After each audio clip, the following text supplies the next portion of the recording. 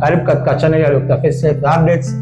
Leo nitazungumzia ring circumcision au tohara ya kipira. Tohara ya kipira ni tohara ya kisasa kabisa ambayo ni tofauti na zile tohara za kizamani. Faida zake ni zipi?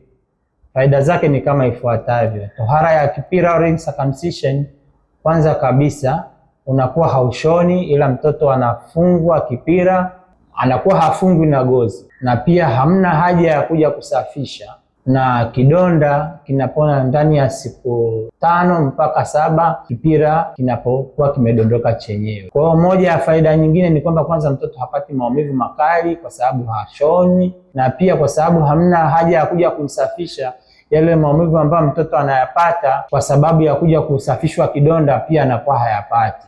Kwa hiyo utaona kwamba kuna faida ya mtoto hapati maumivu makali, muda wa kupona ni mdogo, 5 mpaka 7, tofauti na hizi za kawaida inaweza kaenda siku 10 mpaka siku 14 na vitu kama hivyo. Na hii tohara ya kipira unaweza ukafanya kwa mtoto ambaye amezaliwa kuanzia leo mpaka miaka 12 na haina madhara yoyote kwa mtoto kama ambavyo wengi wanadhani.